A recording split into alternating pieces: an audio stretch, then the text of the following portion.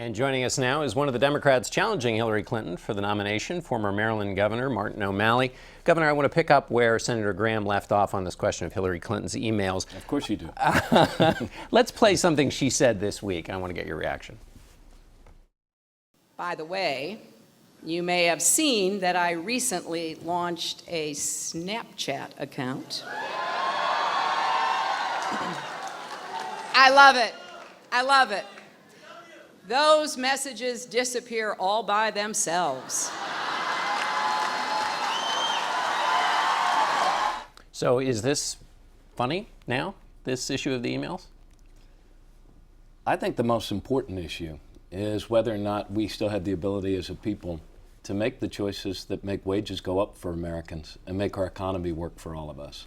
I'm sure that, you have a legitimate question to ask, and Secretary Clinton and her lawyers can answer it.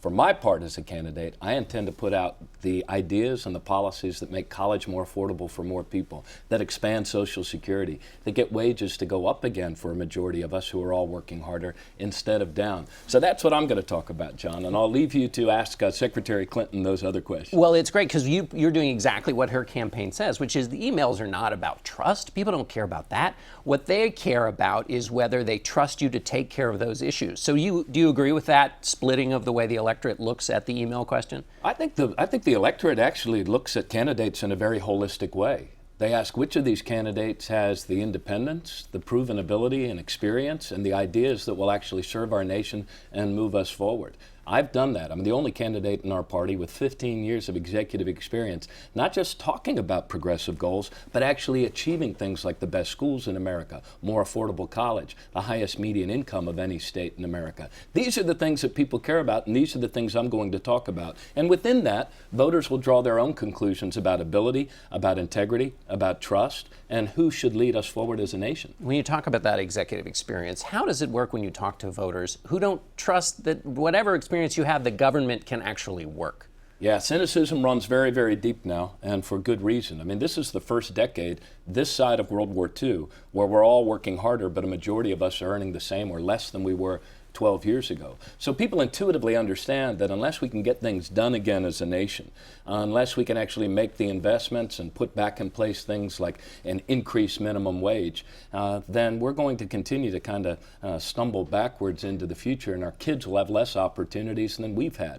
So the reason and the way I talk about it is this. Look, we all know we can't make our economy work again for all of us unless our government actually works as well. And then I'm able to point to the things that I've done in office to make our government work and thereby make our economy work better. A higher rate of job creation than our neighbors north and south, investments in infrastructure and affordable college, and the other things that we need to do again as a nation. You said you want more debates. I sure do. What question more than zero. Well, there's more than zero. Which is what we've had so far. What question would you ask Hillary Clinton?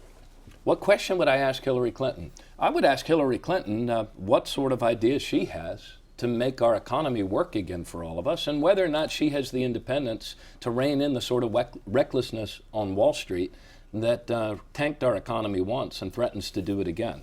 I am in favor of reinstituting Glass-Steagall. I am in favor of putting robust prosecutorial efforts back on Wall Street. And as a candidate for president, each of us needs to state unequivocally whether we're for reinstituting Glass-Steagall, whether or not we're against the Trans-Pacific Partnership. I'm against the Keystone Pipeline. Where does she stand? These are the things that you can only have answered in a debate. All right, Governor Martin O'Malley, thanks so much for being with us.